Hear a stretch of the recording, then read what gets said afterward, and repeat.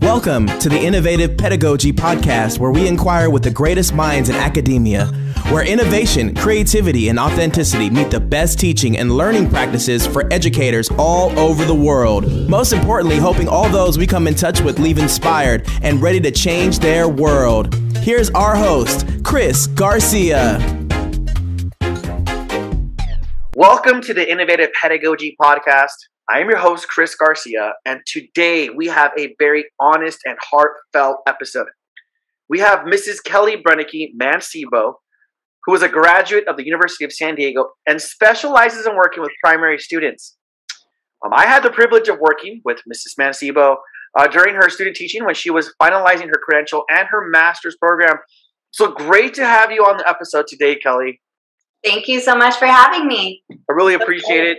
Taking the time, especially when our guests hear this, it's going to be later on in a few weeks, but officially it's a day off for both of us. So other than that, though, I do want to dive into our interview, and I want to thank you so much, first off, for being willing to share the challenges that you've faced this school year.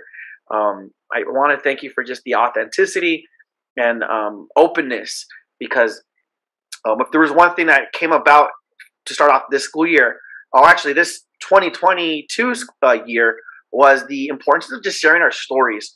I feel like a lot of people didn't have a chance to really socialize, share stories and whatnot.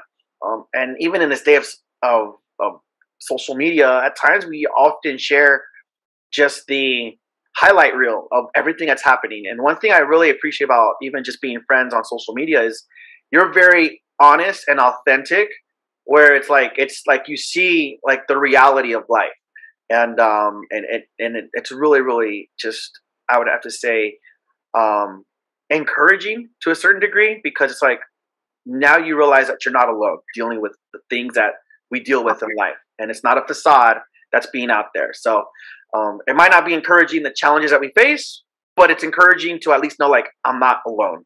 So I want to thank you before anything else for just being willing to talk about what we're going to be talking about today. Thank you. That's honestly my goal. So I really appreciate you saying that.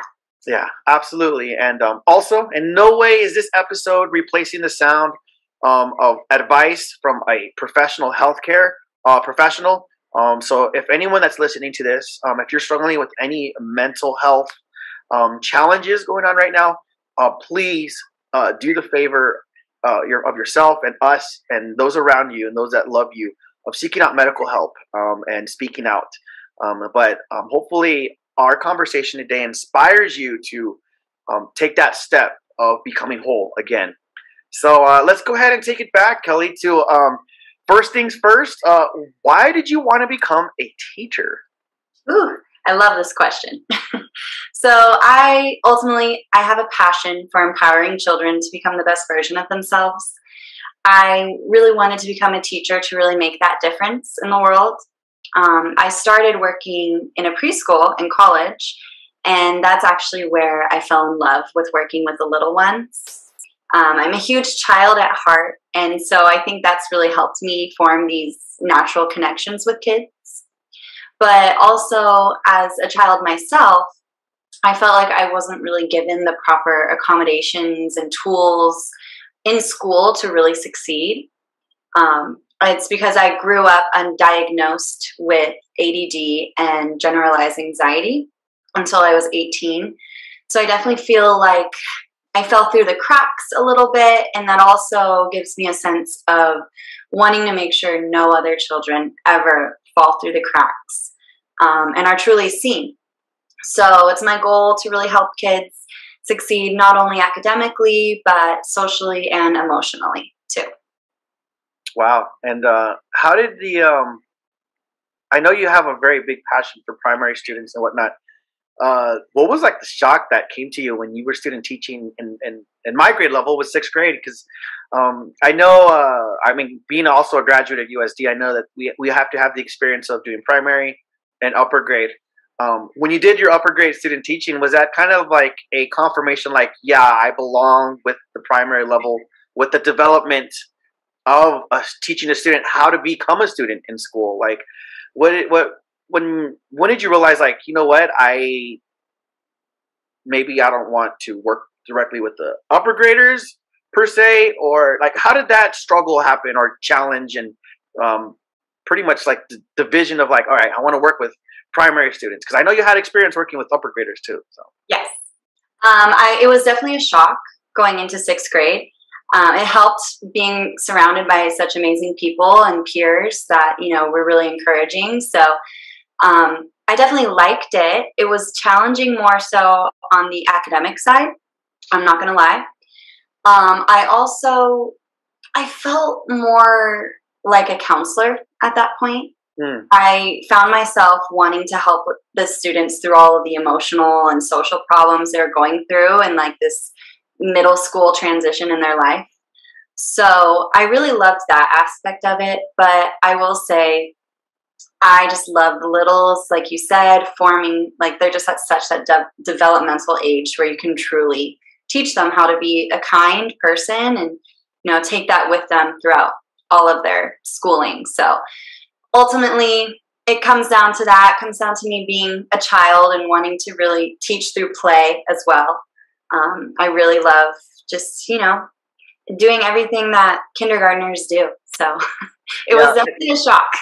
And you're a very creative individual as well. I mean, you're very creative and the things that you're able to do, and just the way, just the music side of you as well, very creative. So that's something that's very well, I would have to say, appreciated by especially a lot of primary students. And you're absolutely right. When it comes to 6th graders, it's more of that counseling role and the finding that balance of being able to be that counselor and then teaching standards that are already becoming rigorous. When you're trying to teach Euclid's algorithm or the Pythagorean theorem to 6th graders, and then they're over here dealing with like cyberbullying the night before, it's like, how are you going to do that at the same time? You got to deal with all of that in the span of an hour. Like, it's a lot. It is. So, okay, let's go ahead and let's kind of take a little back timeline travel to 2019. You start off the school year. I believe you're in your 2nd or 3rd year of that fall of teaching, because I remember second year, right? So you're working now, and I believe you're even working with one of our former guests here of our show. You're working with Miss Barnes, at least at her school site, right? Yes. Okay. Yes. So you're working with her. I love her.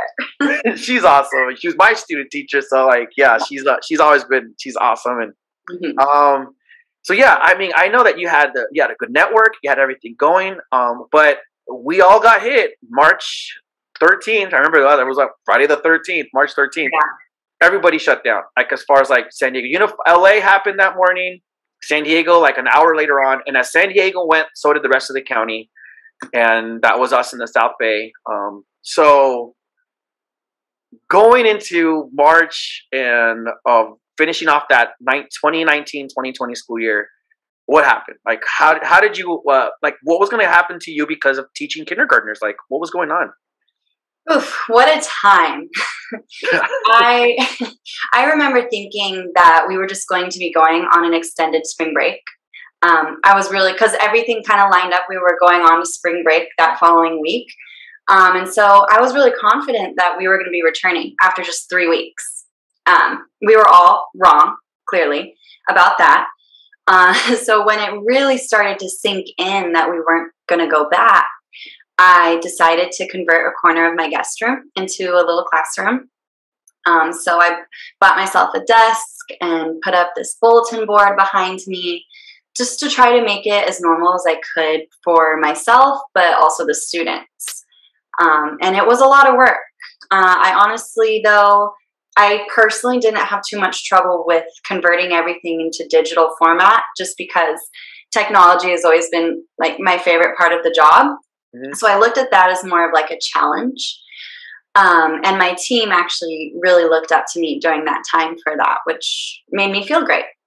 But overall, it was devastating. We left not really knowing what was going to happen, not being able to say goodbye to the kids, or even really tell them what's going on. You know, they always, especially at that age, they're looking at you for the answers and for the guidance. And when you don't have that to provide to them, it's hard. You feel like, you want to give them something, but you can't. You physically can't. And so I ended up really enjoying working from home. I found that I was able to, take those breaks, balance my life out a little bit more. But overall, it was really painful not seeing the students and just completely adjusting, because we have never, ever even considered teaching online through Zoom, especially with 5-year-olds. It was a lot to keep them engaged. That, I think, was like the hardest part. Yeah. And I believe to a certain degree, you already had rapport with these students because you had already been 3/4 of the school year with them. Yes. So being able to, did you see any challenges of them, like with the levels of respect or engaging or even parent at the time? Let's think of parent participation and communication of 2020 beginning quarantine. Like, how did that look like? Yeah, it was crazy. A lot of them were coming to me for all these answers, again, that I didn't have the answers to. And so I had to really be that positive voice of reason to just say, I'm going to let you know as soon as I know. But right now we have to adjust to this new way, and I'm going to try and make it as easy as possible. I was really flexible. Our school, during those first few months, they really just told us, do what you can, make it work, reach out to the parents and the students. But I was very flexible. I told them, I understand you have to go to work. I understand some of my students had to go stay with their grandma in Tijuana, and their school iPads wouldn't even connect to internet then. So I kind of gave myself a lot of grace, and I gave them a lot of grace, and just saying, do what you can, provide you as many resources as I can. We did our Zooms, but I didn't make them mandatory for that reason. I didn't want to cause any more stress during this insanely stressful period anyway. And it worked. I think a lot of parents are really thankful for that in these crazy times. Did at that time, did you feel stressed, or did you feel like, how did that take a toll on you, like personally?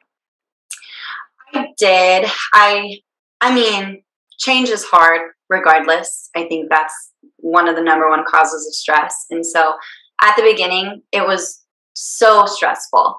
I remember lots of crying, lots of just what is going on, confusion, and also just trying to reach these students and families. And like, if I didn't get through to them, I had to be okay with the fact that, they were doing something. I couldn't really manage what was going on at home. And so that was really hard to kind of give up that level of control. But it was stressful. It really was. It took me a couple months to get used to it. And then by that point, it was already summer break.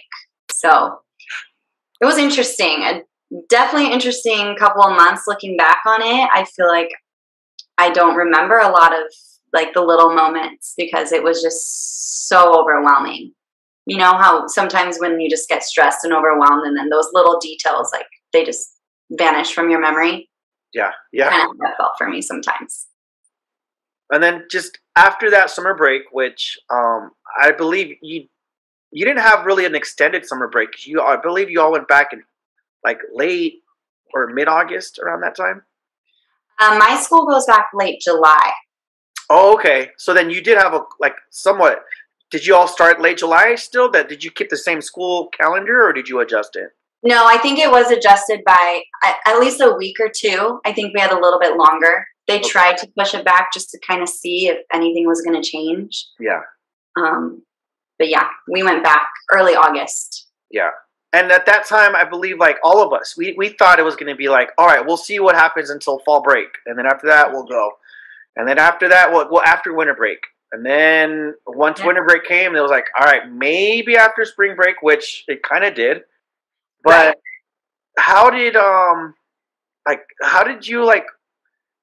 my biggest thing is like, how did you welcome kindergartners that had never been to school to a virtual setting to start off the school year? Because like kindergarten's like the foundational of not just phonics, but it's like learning how to what it is to be a student, and to share and to communicate and to collaborate and to like just be a student for the next 12 plus years maybe. Like how did that happen? Like how did you adjust to being like, all right, now I'm getting a group of kids that I might not ever meet in person, but how did that even like fathom you? Like what went through your mind to start off now the 2020-2021 school year?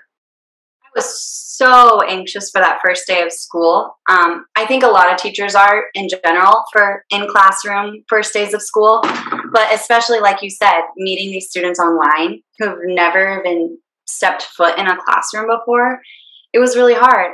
I found myself like, it seemed like a circus act a lot of the times. Like I was doing all these silly dances and just, you know, playing all these fun games with them just to try and make that connection.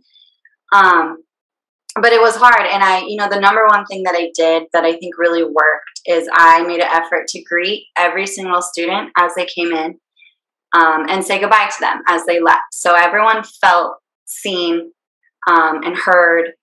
And it was really hard to connect with them through the screen. I'm not going to lie. It took a toll on me because I feel like that was one of my strengths as a teacher. Yeah. Those connections with those students. And when I wasn't able to as well through Zoom, I started questioning myself as a teacher. I started feeling like I wasn't doing enough and I couldn't give them enough. And it was really an emotional roller coaster. Because I had so many conflicting emotions through it all, and you know, trying to really put on this happy face and literally dance and sing in front of my computer screen, and not even being able to hear their laughs back, you know, because a lot of them had to stay muted just because of the background noise and various siblings who are also on Zoom. So that was hard. It was definitely like talking to a wall a lot of the times. Yeah. My students, though, I had a great group. They were very social, which I feel like I was very blessed to get the group that I did last year, because they were eager to participate and share and engage with me. Even though it was online, I think having kindergarten also was an advantage in a sense, because they didn't know what else to expect. Yeah. They're like, oh, this is school. This is it. This is my teacher. We're going to get up and dance. We're going to, you know, take these brain breaks. We're going to learn. And it worked. They did learn. I definitely think they would have learned more in person. Right. But, you know, just for what we had and the resources, we just all had to do our best. And that's what I really just tried. And did you get a chance to go back in person? Because I know a lot of teachers did, where it was like at least in my district, it was an offset of like half the class in the morning and then a different set of students in the afternoon. Did you all go back in person? Like, how did that end up happening after spring break or prior to spring break? Yeah, so it was right after spring break. We went back into a hybrid model. Okay. And I love my school for this. They let us decide what we wanted that to look like. So we could have done the half day, morning, afternoon, type A, B class, but we ultimately decided to do simultaneously 12 students on the Zoom big screen, 12 students in front of us, and we were expected to manage both groups at the same time. Oh wow! Which, looking back on, I definitely regret making that decision. It was so hard having to keep up with, you know, the kids at home and the kids right in front of me. And ultimately the kids right in front of me, like, they're going to need me first, right? Because they don't have their parent or someone else there. And it felt really like wrong to kind of make those decisions. Like, oh, I'm going to go to you because you're bleeding. But I see that, you know, Billy's on Zoom with his hand up and he needs to wait. So that was really hard for me. Yeah. And I don't think we should ever consider going back to that model. It was just unreal. I think it could have worked in maybe upper grades, but with the littles, it was just so hard to give, like, constantly feel like I'm getting pulled in both directions and not being able to give each group 100%. And so I think an AM PM model would have worked a little bit better.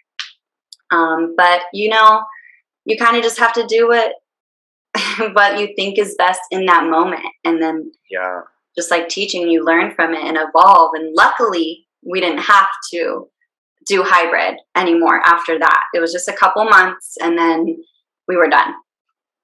After that, did you, was that still the same school year? Did you all the students come back, or was it just basically that was the end of the school year? We're going to get ready for all in person in the middle of July again. Yeah. It was basically, this school year's done. I think everyone kind of agreed that hybrid was just not working, and they planned for just everyone to come back in person for the fall. And during that time, if you don't mind me asking, this is kind of off script, but I'm just also trying to get into the formation of like, when did you start feeding the thought that, you know what, I might need to take a break from this for a while? Like, did that start occurring during that time, or was it more towards when you went back in person for our current school year right now? It was. I think it all started brewing around that hybrid learning time, because that was a really, really stressful period of teaching. And I had moments of doubt and moments of, is this worth it? Like, the emotional toll, it's exhausting. So I think that's initially where it all started. Like, I started thinking about it. I never once thought, oh, I'm going to take this break, or I'm not going to return for the next school year. I kind of had it in my mind that I was committed and I was just going to keep going. But I was starting to doubt the career in general, which is scary.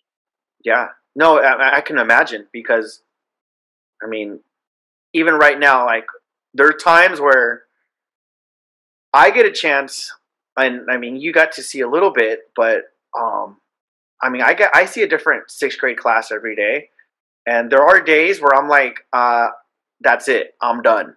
And then yet I'm like, do I want to keep doing this or not? Because I honestly feel like I've been abused that day, like emotionally, respectfully. And then yet I have to, at least for me, when I'm fighting in that, I'm like, I think to myself, wait a second, like, I went to school for this. I got my degree in this. I did a research project in this. I've been doing this for 9 years, and it's just different. It's just those things. Sometimes they do take a toll. And I mean, but if it consistently happens, the thing that I have the advantage of is that it doesn't always happen. Like, one day I could have a class that just made me feel like, you know what, I quit. And the next day I'm like, man, I love what I get to do. And it's hard to keep up with that, those wishy-washy feelings. It is. But I definitely hear you on that. I had so many days of, I'm going to quit. And then the very next day, a kid does something that makes your heart melt, and then you just right back into why you started in the first place. So exactly, a lot. It is a lot, and it's like an emotional roller coaster, and it's like, do I want to keep riding it? Because I am like through. Okay, so let's talk a little bit before we get into like this school year. So on your summer breaks, like, when it's your summer break, when it's your weekends, like, as far as like, let's just go back to the summer of 2021. Like, what did you do? Like, wait, you got married in the summer of 2021. I did. So you had big plans. My gosh, that's right. Okay. Yeah. So that was a big summer for you. So how, like, were you able to like step away from work and like? I feel like it helped me. Yeah. It really helped me set boundaries. I mean, when I was done with work, I was done, and I immediately put on the wedding planning hat, and I was a nice distraction, I guess you could say.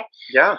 But yeah, as soon as school was over, I kind of made a promise to myself to not let it stress me out and not really think about it until I have to again, and really just focus in and be present on this huge life event that, has already been stressful enough trying to plan through a pandemic.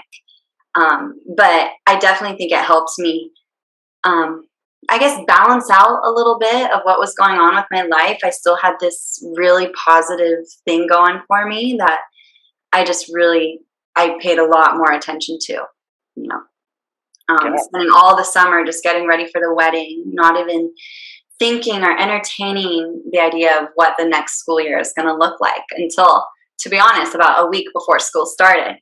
And that was hard too, adjusting from the wedding and honeymoon and going right back into this fire, really. Yeah. But it was nice. Yeah. A few months of the break. No, totally. And it's like you're literally in the honeymoon stage, and then after that with your own personal life, and then after that you're dealing with, all right, now let's go ahead and start a new school year with a lot of things that are uncertain, and even with the idea of having to wear a mask at school. And my heart goes out even to primary teachers when it comes to that aspect, because even just the importance of kindergarten, first, second, and third grade, the phonetic awareness and the enunciation and the dictation of everything that has to do with vowels and consonants. And you can't even see if the student, and you're working with English language learners on top of that. Yes. And even so, and that's just that one, that's just for me, that's just like, that for me, that's a big issue. But like, you're going and you have to shift, all right, I just got married, I am literally on the honeymoon stage, and now I have to change my mindset and go into the school year like that, with all these uncertainties, and with really, like, nothing to really hold on to with promises from education right now. So let's talk about this school year. Like, how did you enter that school year, and what would go through your mind at the end of the day? I feel like going into this school year, I was already burnt out because of the past 2 years and everything we had gone through in education, as well as just really taking time to really focus on my personal life and my marriage and honeymoon, all of that. It was really hard for me to adjust getting back into the swing of things, especially because it wasn't normal. And it was hard for me to be positive through it all, but I tried. The mask mandates, social distancing, testing protocols, all of that was a lot. Yeah. Ultimately, the hardest thing for me was telling kids I couldn't give them a hug. Wow. Which towards about October, I was like, you know what? We're going to hug. We're going to hug. It's fine. Which may have not have been the right choice, but there comes a point where you need that human interaction, especially with these little ones who need that nurturing person for them. And that's what I loved about kindergarten, So that was a lot. But on top of it, just getting these students to acclimate back into the classroom after 2 years of being at home, that was challenging. Even in kindergarten, where some of them may have never even seen what school looked like, they were used to being at home with their families. They were used to having someone there with them essentially at all times of the day. Yeah. You enter school and that's not really the case, So I spent a lot of time teaching expectations, modeling. Like I remember, I do this pretty much every year, online or not. I remember teaching a student like how to walk into the class and sit down in a chair. Like, this is how we do it in school. It's different than at home. We're not allowed to get up and jump on our chair, which happened a lot. And it's interesting because the kids didn't know that they were doing anything wrong. They're just like, this is just what I'm used to. I'm used to jumping up on my couch with a Zoom or playing around with my dinosaurs while also paying attention to school. So that was hard for them to realize, this is what school really is, and it's different and it looks different. And I think the pandemic was just really traumatic for everyone, but especially these little ones who didn't really understand what was happening. They didn't really get why they couldn't spend all day with their mom anymore, and they had to come spend all day with me in a classroom instead. Yeah. For the first month, the amount of kids that would just say, I miss my mommy, like I want to go home, I want to be, with my family. It's a lot. And I definitely understand it. That's something we deal with anyway in kindergarten, but so much more this year than any of my years before. They really needed that attention. Yeah. So I started focusing a lot of my attention on social emotional learning. I decided to build in SEL lessons and restorative practices into my daily schedule to really make sure that these students were feeling safe and heard and loved. And that's really helped. I feel like I've still been able, through all these challenges, to create that classroom community and that family that I always strive to create, even though it was hard at the beginning. And, you know, I had 2 outbreaks of coronavirus within my classroom. I actually ended up getting it one of those times. So wow, there's a lot of challenges on top of that. And telling kids that I would have kids pull their masks down just to sneeze. oh my gosh. I had to teach them, you know, no, that's what the mask is there for. You know, we have tissues, we have extra masks, it's fine. Yeah. But they just didn't really get it. Yeah. And it's hard to explain it at that level. Yeah. It's interesting that you're saying that. Just to kind of more about the academic sense, I kept trying to find a Magic School Bus episode where Miss Frazzle actually explains how viruses work. I was like, we need a Magic School Bus episode. And actually, there's not one that exists, at least now that I know of. But that would be great. Yeah. The only movie that's close enough, in my take, and unfortunately we cannot show it to anyone it's a PG-rated movie, so we would need permission slips, is Osmosis Jones. I don't know if you've ever got to see that. Yeah. Oh, yeah. That explains the human, like, it explains what viruses are, and it explains, like, how the body responds to it in a very comical way with Bill Murray and Chris Rock, and but I kept thinking, like, there has to be a way where Miss Frazzle could explain to everyone how viruses work, because a lot of people don't understand. So, I don't know. Maybe we'll tag her at the end of this episode and be like, let's tag the Magic School Bus and, like, give them something. Yeah, we'll create our own. How about that? There you go. That's a good idea. So, just out of curiosity, and this is not on the script, but, like, did you have to teach while you were still diagnosed with COVID? No, because unfortunately, but fortunately, I got it over Christmas break. Okay. So I got it I was exposed the Wednesday before we left for break. I tested positive the Sunday. So 2 days into my break, coronavirus, had to cancel all my Christmas plans. Couldn't see any family, and that was really hard. I ended up giving it to my husband as well, which was nice. We got to quarantine together.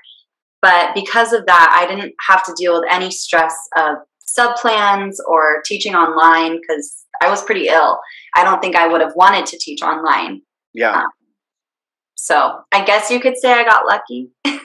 Yeah. I mean, yeah, I could see that where, I know for a fact, and you know this, and every teacher that has ever taught, it takes more work to prepare for a day off than it actually takes to actually go in and teach.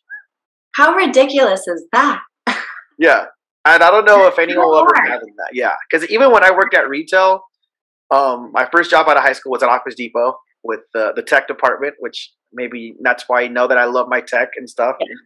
But yeah, it was just easy. If I was sick, I just called out and bam, just showed up to work when I was better. And it was like nothing. But within teaching, for the most part, even now, even though I have like a special assignment that I'm doing with my district, it's not easy getting it, like, to be able to be like, all right.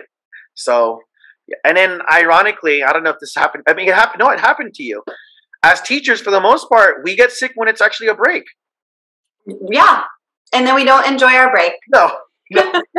Yeah, because our immune systems are finally like, and our bodies are reacting like, oh, you're going to relax now? Sweet. Now, this entire time while you've been on that fight or flight mode, I'm going to go ahead and just stop doing that, and let's just go ahead and recover and relax. So, yeah, you're so right. But yeah, my only advice to teachers are like, well, what can you do to? I would say this is that there's been times where during the school year, I pretty much have to cut off my social life. And I go to bed by no later than 8 p.m. and I wake up no later than 6. I would have to say between 10 and 11 hours of sleep really is what keeps me going. And then during the breaks, I don't get sick. That's the only formula I've been able to find out for me. So that's good. I mean, I'm asleep by like 7:30, 8 p.m. on the couch anyway, just because of how exhausting the day is. Yeah, yeah. But we really need sleep in order to thrive in We this do. job. We do. And I will say that the years that I got a lot of sleep are the years that I rarely got sick, and the years that I didn't get as much sleep or had a lot of activities to do during the week or whatnot are the years where I got more ill, especially during my breaks. So, so let's talk a little bit about you. We've got a chance to talk about all of the challenges that we've been facing and how it went. When did you make a decision like, all right, I need to take a medical leave because this is taking a toll on me emotionally, physically now? I don't know. You don't have to dive into like if it was taking a toll between your relationship with your husband or friends or family. But like, what was the breaking point where I'm like, all right, this is it. I'm deciding to take a medical leave to take control of my mental health right now. And I'm sorry for whoever heart I have to break, but I need to take care of me. Like, when did this happen? How did this happen? So I knew I needed to take a break when stress started affecting me physically. And this was about end of January. My overall health just started declining. I'm dealing with a lot of stress-induced medical issues right now. Mm-hmm. And ultimately, that's what kind of told me, this is it. This is the time you need to stop, because I wasn't being the best teacher that I knew I could be. And I wasn't showing up for my students like I know they needed me to. I was miserable. I was sitting in my car, walking in 10 minutes late just because I couldn't physically get out of my car. And I knew that's, when I needed to take a step back and choose myself. So many people have told me you can't pour from an empty cup. Right. And I was trying to do that for the sake of my students. And I think, just in education and teaching in general, we always do things just for the sake of our students. And it got to a point where I just really needed to take some time to focus on bettering myself physically and mentally, for the kids and, for myself, for my personal life. But it was really the physical issues that I was just like, this is it. This is literally my body telling me you need to stop. Yeah. And so I did. I mean, it was a really, really tough decision, especially leaving mid-year like I am. But I definitely feel confident in my decision. I know that I am going to be a better teacher because of this and a better person overall. So I had to do it. One day I decided, this is it. I ended up taking a couple sick days, and then I called my HR and I was like, I physically and mentally can't come into work. So what can I do? And she was really, really helpful and helped me figure out everything with the leave and sorted everything out for me. And I actually am returning for the last month of school. Wow. So I still have that I'm still holding on to. I mean, a long time I'm not seeing my students, but at least I get to end the year with them still. So that is a positive for me right now. Yeah. And then even then, like there might be, we'll see, some of the mandates might change by the time you go back. Ooh. So yeah, and at this point, I mean, a lot of us educators are vaxxed and boosted, and immune systems are doing a lot better. And how are you doing as far as like, what have you done what do you do to rejuvenate yourself during this time? Like, how do you feel like you're becoming back to that Ms. Brennicky student teacher, full of energy and life? Oh, do you feel like you're rejuvenating yourself right now? I do. I think it's still going to take a little bit of time. I'm not going to lie. But I do feel like just being at home and not really having to worry with the stress of work has really changed everything for me. So currently right now, I mean, I'm speaking with a therapist weekly, and I've learned so much from therapy, from, reading self-help books that she's recommended, to just learning how to work through, childhood traumas that I never really knew were still affecting me and my ability to cope. Yeah. So I think that's huge too, really just honing in on that. But I've been trying to meditate every day. Every morning I've been starting with this app I use called Simple Habit, which I love because they're short, sweet, to the point for my ADD brain. They're like 5 minutes of meditation. And I'm hoping to really grow upon that and work my way up to longer meditations. But that's really helped me just, stay present and let go of all of these stressors that I'm still holding on to. I've been trying to exercise more, get into yoga, eating healthy. I've been really into just cooking lately, which is something that I've really struggled getting into in the past. And now that I have this time, I'm really using that to try new recipes, figure out what my body likes and doesn't like. Maybe the diet has been a part of all of these physical issues. So I've really just been taking a step back and looking at myself, my mind, body, spirit, everything. And I've just truly been resting. And that's really hard for me. It's something I tell my therapist all the time. Like, I want to go do something. I'm active by nature. I want to go, do all these things. And she said that now's not really the time for that. Now's the time for you to rest. Right now I just love cuddling up with a good book, and that's kind of what my mind and body needs from me right now. So also seeing family and friends has really helped as well, but not putting too much pressure on myself to do anything. Yeah. That's kind of where I'm at on the day to day. That is good. And I'm glad that you're finding a way to heal yourself and a way to becoming yourself.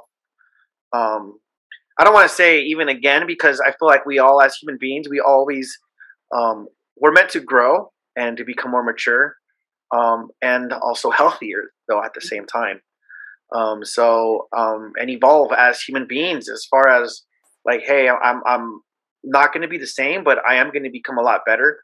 I remember just even when it came to boundaries, when I first started teaching, I kept thinking to myself earlier, like, why was it when I was my first year teaching that I always felt like I was at work? And I realized, like, well, no, duh, I would go in on Saturdays and Sundays. Yes. And then I made it a point my second year that I would not go in on Sundays at all.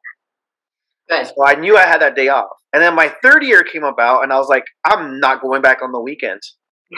So that required sometimes for me to stay a little longer during the week. And I would actually try to stay longer. I try to make it purposeful.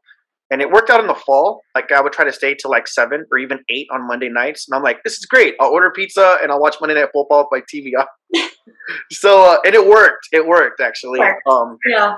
Yeah. And then even a tip that I have for teachers whenever it comes to parent-teacher conferences, and that actually parents enjoyed this. For what we would do is we would have parent-teacher conferences like before spring break, per se. We would have it that week before, and then prior to that would be that Friday and Thursday before that.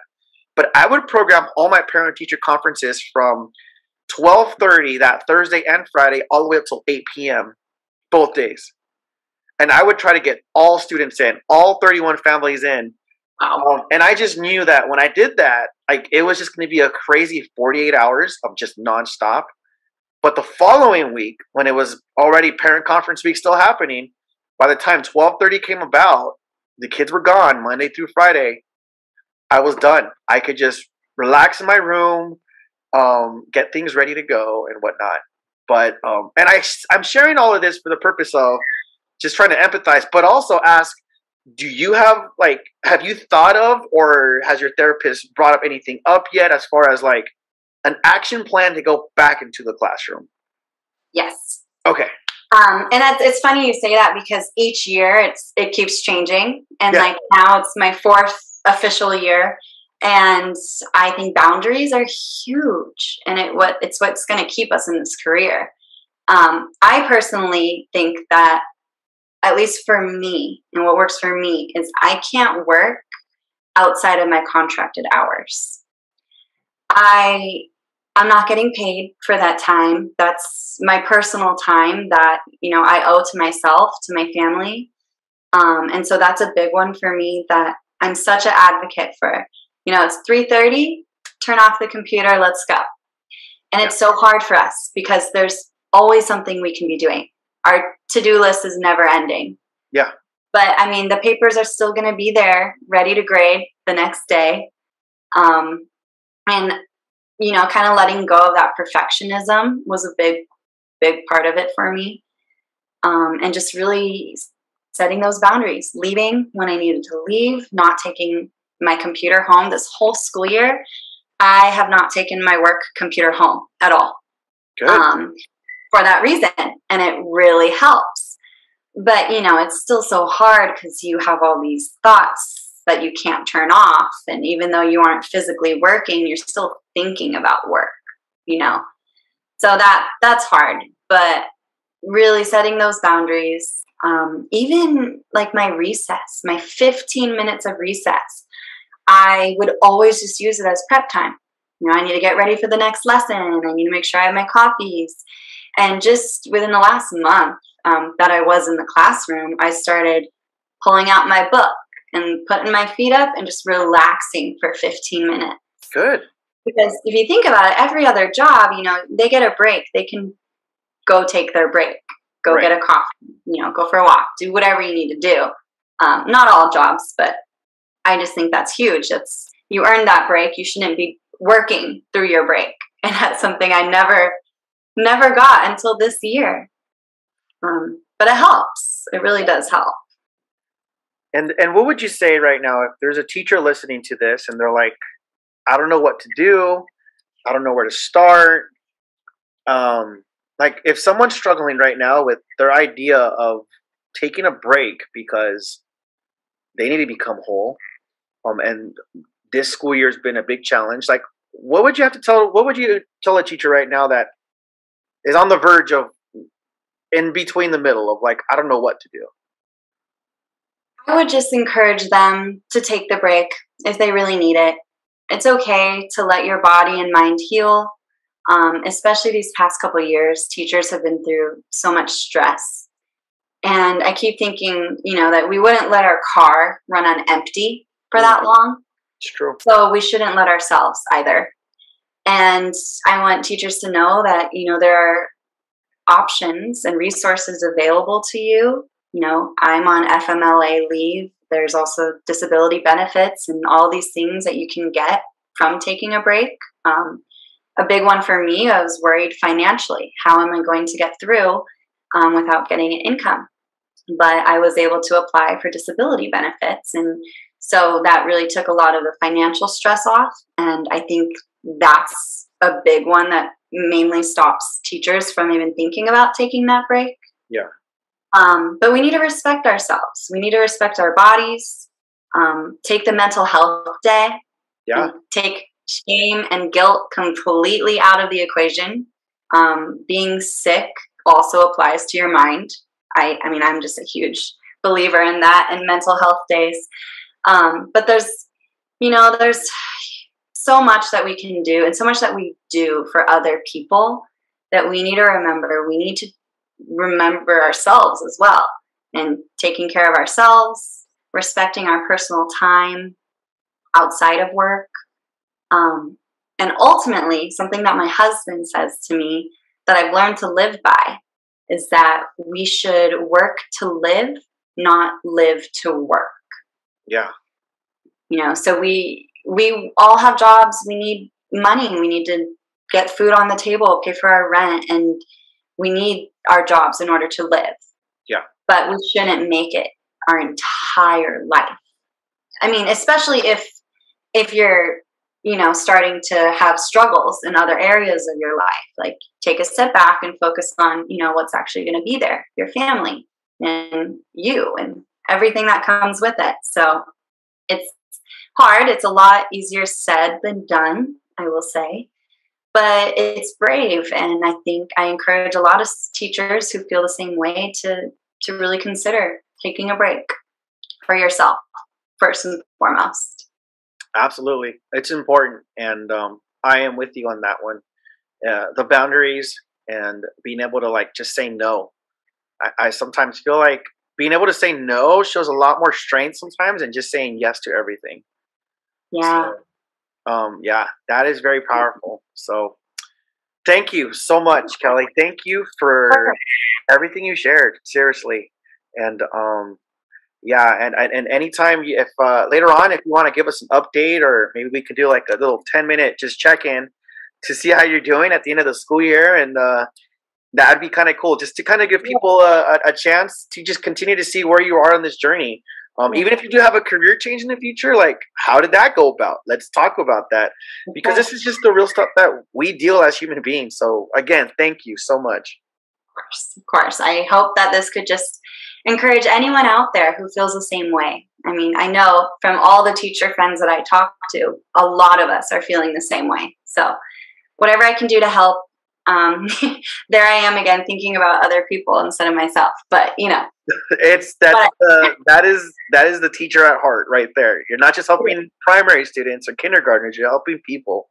Yeah, that's what we do as teachers. It's so yeah, and so thank you again. And I want to thank all of our listeners for tuning in today, and I hope you really enjoyed today's episode. If you have any questions or comments or suggestions for future topics, please feel free to send an email to cbgarcia@sandiego.edu. Also be sure to follow us on Twitter and Instagram at InnovativePedag. So it's Innovative PEDAG. All right, until next time, and we will talk to you all and see you all later. All right, take care.